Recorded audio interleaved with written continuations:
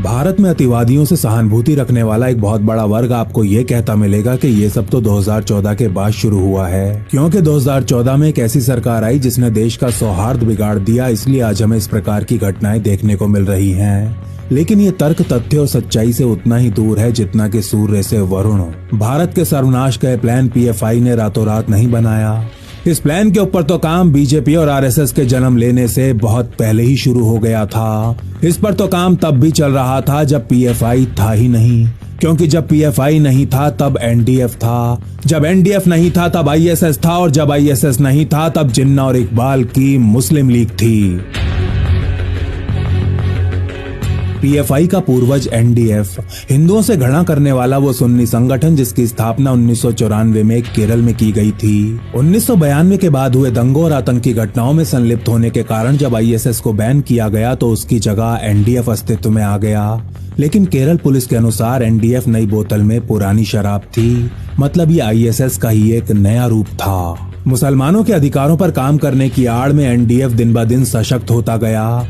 देश के जाने माने अतिवादी संगठन के साथ जुड़ते गए और हमारी सरकारें घोड़े बेच सोती रहीं। एनडीएफ की सुप्रीम काउंसिल में कुल 19 लोग थे, जिनमें से एक था प्रोफेसर पी कोया, एक अतिवादी प्रोफेसर जिसने सिमी जैसे आतंकी संगठन की स्थापना की और जिसका नाम 2003 के मराठ नरसंहार में भी आया था। अपनी स्थापना के 5 साल बाद एनडीएफ कोझिकोड में एक so called national human rights conference आयोजित करता है, जिसमें सीएचआरओ नामक एक कोवर्ट एनजीओ का गठन किया जाता है। जल्दी इस एनजीओ के साथ मुकुंदन सी मेनन जैसे मानवाधिकारों के नामी कार्यकर्ता और कई बड़े पत्रकार भी जुड़ जाते हैं, और फिर इन लोगों का इस्तेमाल कर एनडीएफ ह्यूमन राइट्स वॉच और एमनेस्टी द्वारा भारत के ऊपर दबाव डलवाने लगता है।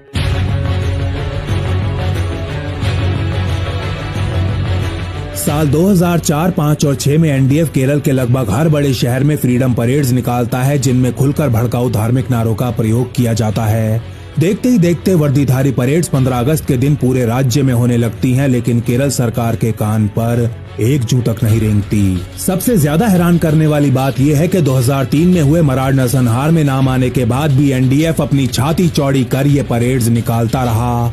दिन ब दिन और ज्यादा शक्तिशाली और ज्यादा खूंखार होता रहा, और केरल में राज करने वाली कांग्रेस और सीपीआई की सरकारें धृतराष्ट्र बनी तमाशा देखती रहीं। सतयुग में जब कभी द्रौपदी का चीरहरण हुआ तब नेत्रहीन तो नेत्रहीन, खुद को महाबली कहने वाले नेत्रधारियों ने भी चुपचाप तमाशा ही देखा था।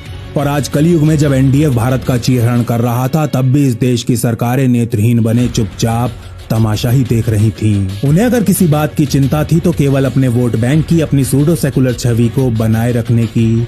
उन्हें इस बात से रत्ती भर फर्क नहीं पड़ता था कि आज का एनडीएफ नामी दानव कल का पीएफआई नामी भस्मासुर बन जाएगा। आज जो एनडीएफ केरल में कर रहा है कल वो पीएफआई पूरे देश में करेगा। 2003 में तो केवल एक ही मराठ बीच था, लेकिन 2047 आते आते भारत का हर शहर मराठ बीच बन चुका होगा।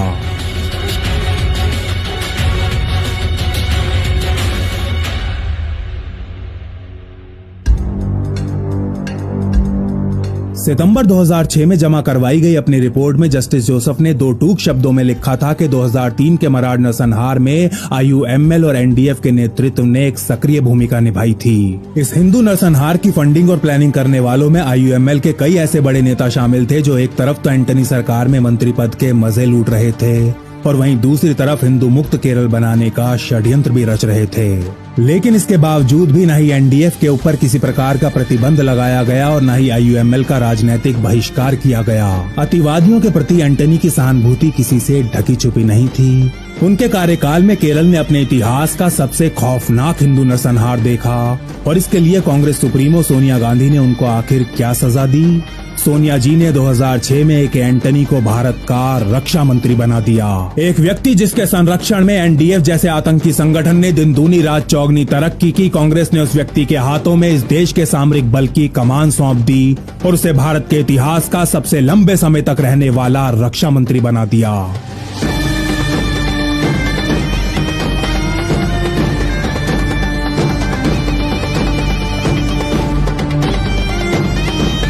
जोसेफ जांच आयोग द्वारा केरल में सर्व कर चुके कई सीनियर आईपीएस ऑफिसर्स को भी पूछताछ के लिए बुलाया गया था। इनमें ऐसा ही एक नाम था श्रीमती नीरा रावत का, जो 22 मार्च 1997 से लेकर 16 मई 1999 तक कोझिकोड की सिटी पुलिस कमिश्नर रही थी।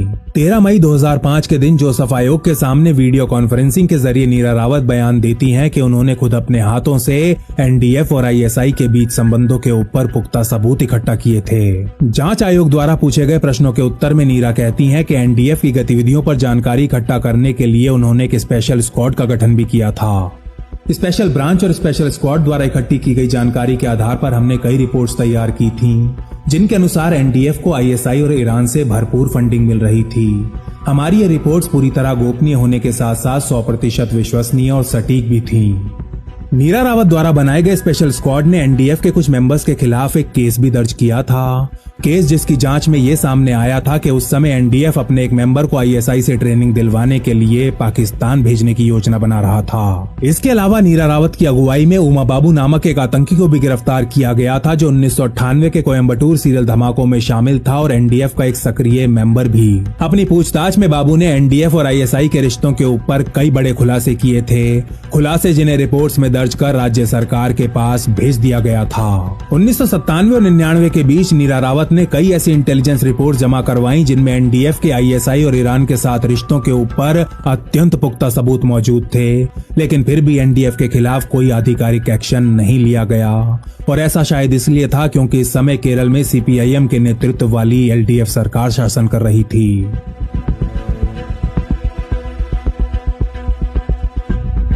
22 मार्च 2007 के दिन केरल पुलिस सुरक्षा की दृष्टि से मल्लापुरम जिले में आरएसएस और एनडीएफ के कुछ नेताओं को गिरफ्तार करती है।